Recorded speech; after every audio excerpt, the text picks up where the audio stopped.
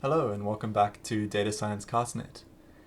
In this video I thought we'd take a look at a topic called speculative sampling, mostly because I just had a friend ask me about this and we went through it together, and I thought an explanation could be useful for others as well.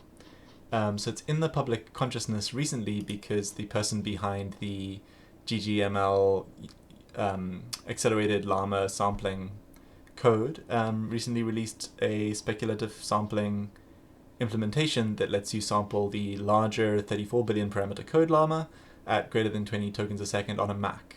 So this got everyone very excited. And the answer is the speculative sampling. So in this video, we're just going to go over what is that, why is it necessary, and why do I think it's cool, and specifically like how does it work to give us the speedups that we see. So to understand this, we're going to have to go back to how we usually generate text with a transformer model like GPT-2 or GPT-3 or Llama. And the answer is that these are so-called autoregressive models, which is to say they predict the next token in a sequence one at a time.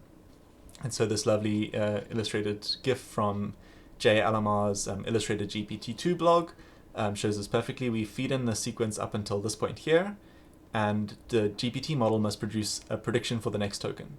Then we include that token in a new input sequence, and it predicts the next one. Then we feed the whole sequence through again, predicts the next one. So every time we want to produce one token, we have to feed the whole sequence through, and then we only get one token at a time.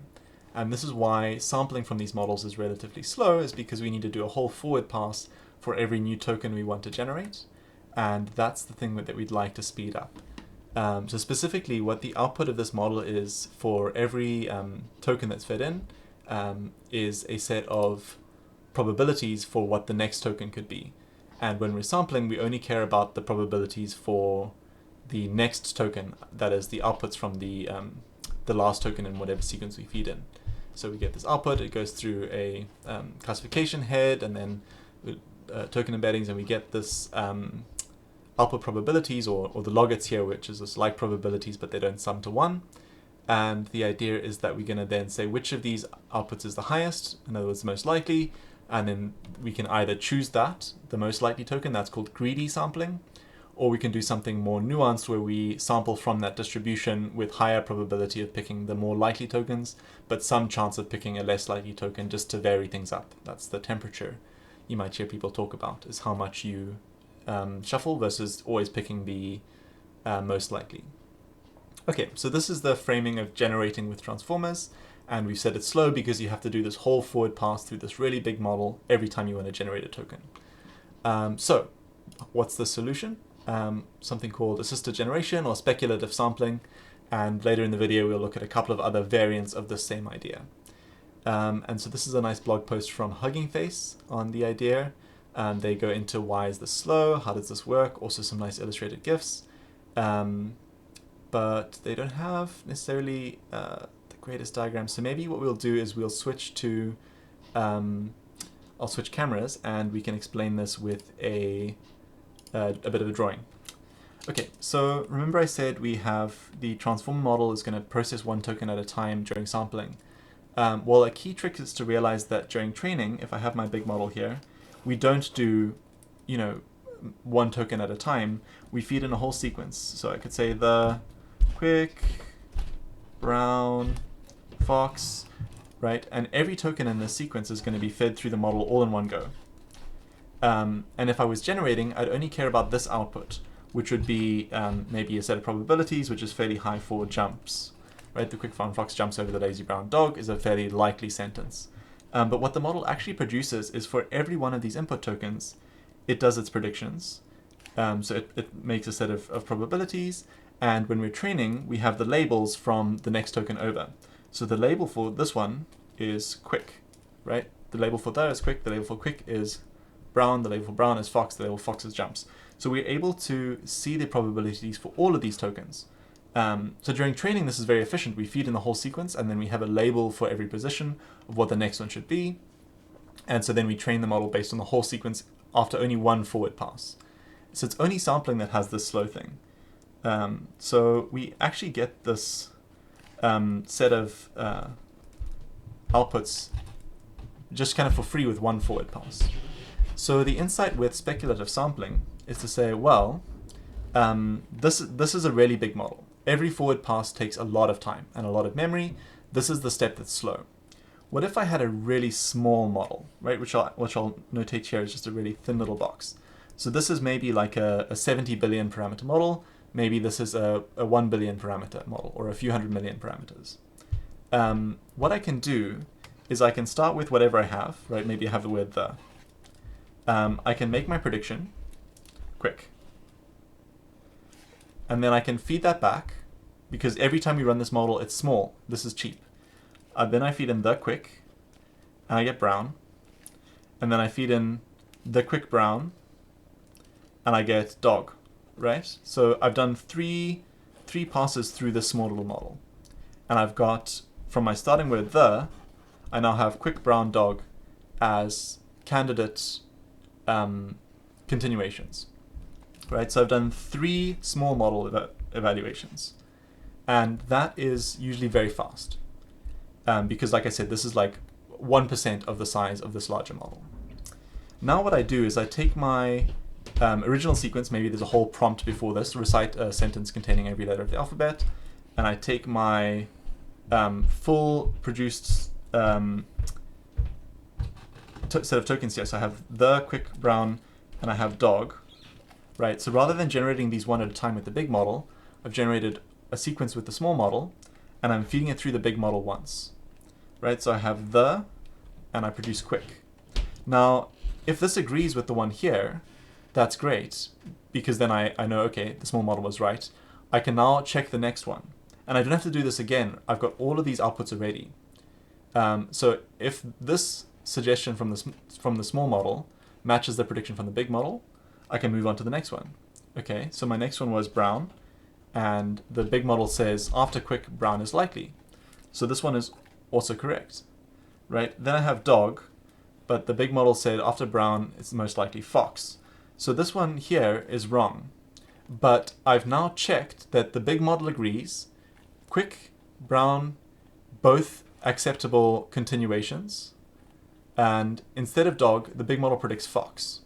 So with one pass through the big model, and those 3 tokens through the small model, I've gone from the to the quick brown dog to, after checking, the quick brown fox, right? So I've now gotten 1, 2, 3 tokens for the price of 1 big model pass and a few small model passes. Now, if the small model had gotten fox right, I would have got the big brown fox. That would have also been correct, and I would have got jumps, right? So I could have got even an extra token out of the deal. But even though it made a mistake right at the end, I still got a few extra tokens for free. So rather than doing 1 forward pass for every new token, I'm now doing 1 single forward pass to check multiple tokens from the small model, and I'm accepting as many as line up, plus I'm getting 1 extra just for free, right? And so this is what we see in the assisted generation as well. We get some number of tokens sampled from a smaller model, the assistant model in the Hugging Face nomenclature, and then we use the big model just to check those samples and only accept the ones where the big model agrees with the small model. And so they see that in this case, this is often worth it. This gives you some speed up. If you're just sampling the time taken per token, this is for a 30 billion parameter and a 60 billion parameter model, is quite large.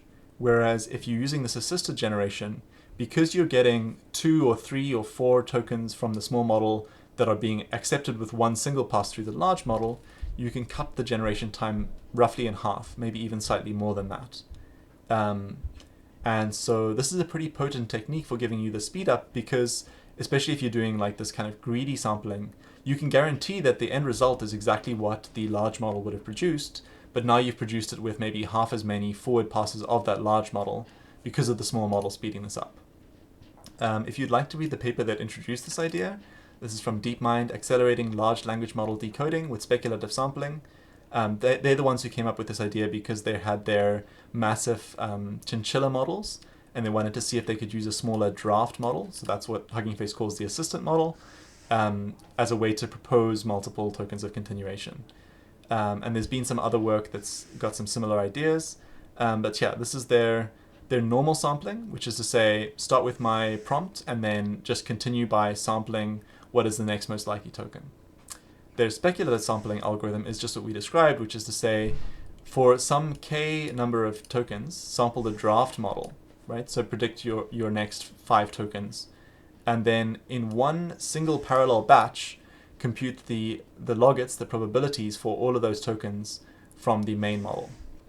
And then if the probabilities agree, you can keep those. If they don't, then you can quit, right? So you only accept the ones up until the point where the large model and the draft model disagree. And if you've accepted all of the tokens from the small model, you do get an extra token from the big model as well.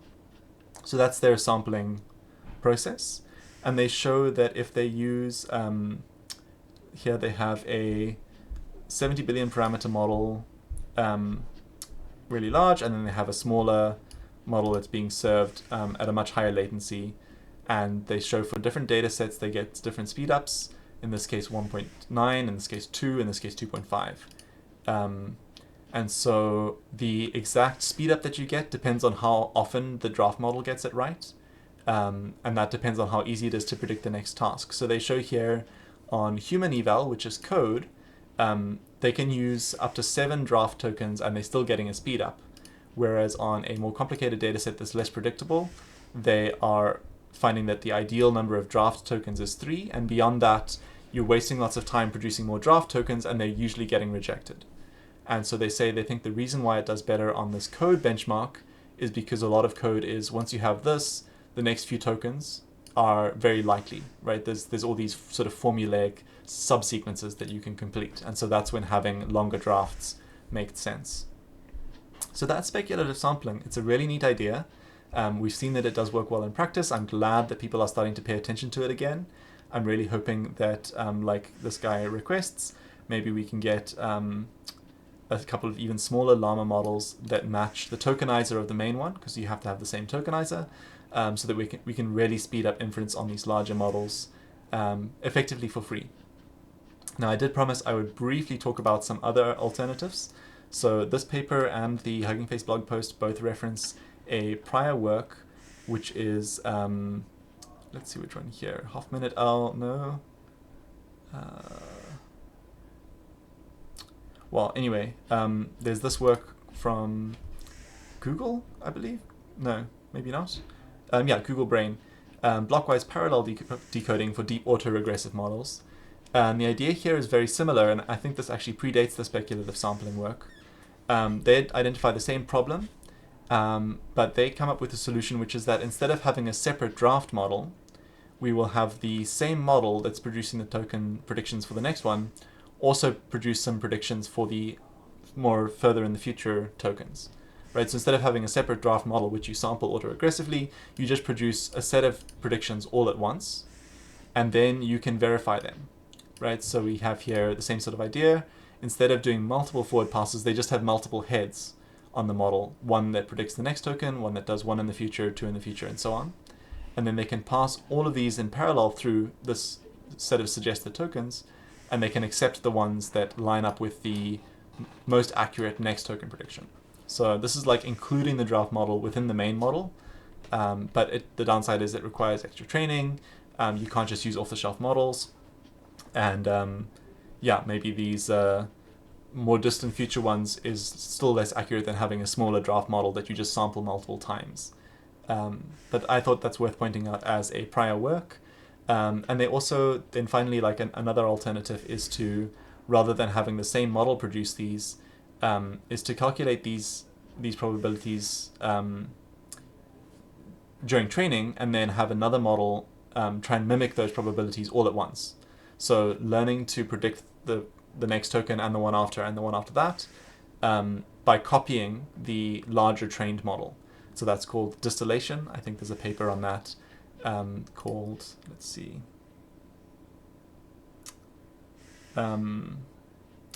Yeah, you'll have to search the references. I've forgotten it already. But not too important. The idea is the same as having the small draft model. It's just we having some computationally cheap way of predicting multiple tokens at once, and then exploiting the fact that in the forward pass of the large model, we can verify some number of predicted tokens, and that can save us some compute. So I hope you found that useful. It's very easy to try this out. Hugging Face lets you just specify an assistant model, as long as it has the same tokenizer as your actual model, and you should be able to see some small speedups from that. And now tools like ggml are starting to support speculative sampling as well, so it should be easy enough to swap in and give you a decent performance boost.